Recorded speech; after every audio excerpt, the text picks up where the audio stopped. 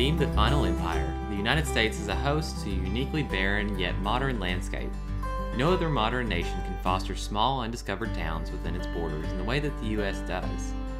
As we enter a town lost in history, the spirit that first enamored the natives makes itself known. Eureka Springs is a unique town nestled in the Ozark Mountains in the northwest corner of Arkansas. For centuries, the town has served as a special refuge and a place of healing for the Native Americans, and later, the different, creatives, and the supernatural.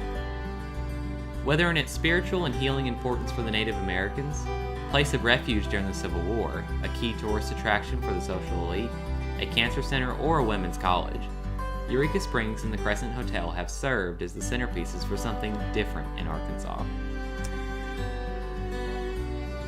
Residents of what would become Eureka Springs have revered the unique properties of the region since before 1600 BC.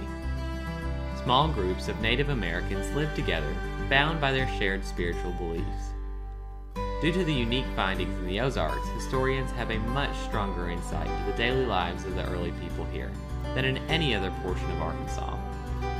Although the evidence of agriculture has been discovered dating back more than 3 millennia ago, it is believed that throughout the valley, the indigenous people participated in intensive levels of agriculture beginning around 600 BC.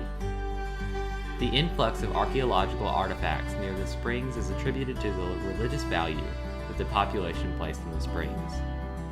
Evidence of long-distance trade is found throughout the region as artifacts and materials from the Great Lakes have been discovered. Fast forward to the Louisiana Purchase.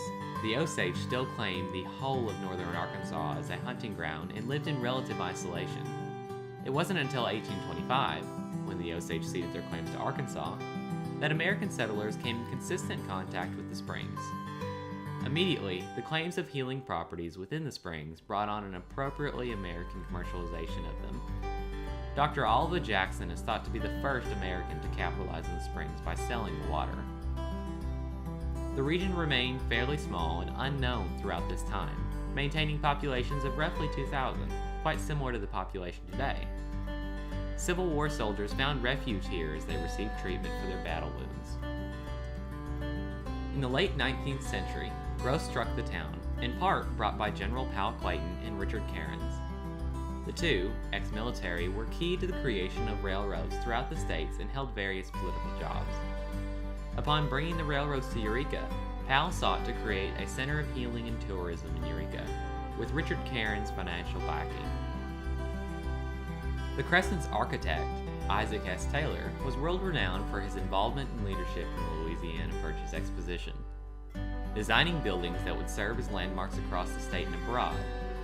The Crescent Hotel stands as one of the few remaining hotels he designed, which is made even more notable by the unique styling he took for the Crescent Hotel in comparison to his other buildings.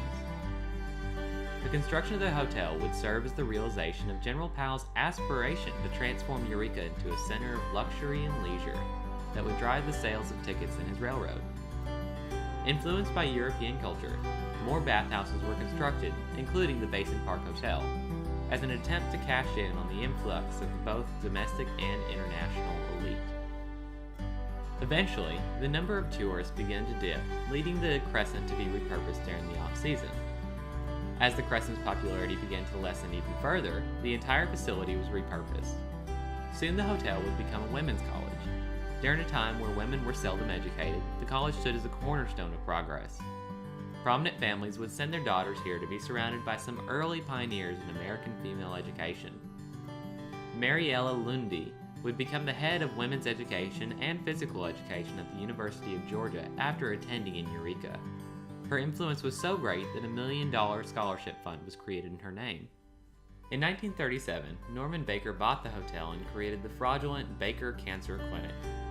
Baker claimed to have the cure without the need for surgery. He made millions off of cancer patients alone. A charlatan by nature, Baker knew to be prepared if he ever needed to quickly leave town. He had a series of secret passages and stairs constructed throughout the Crescent to allow him to escape if his scam were ever found out. The entirety of Eureka bears some historic importance, a town where the rich and the weary collect to cure their ailments. It seems to forget the pace of life outside the mountains that surround it, making its history ever so much closer.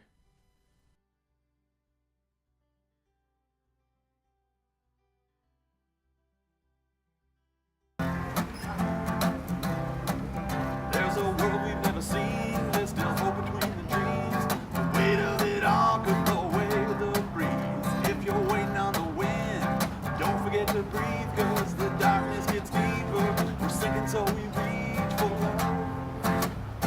at least something we can hold. But I'll reach out to you from where time just can't go. What about when it's gone? Really won't be so long. Sometimes it feels like the heart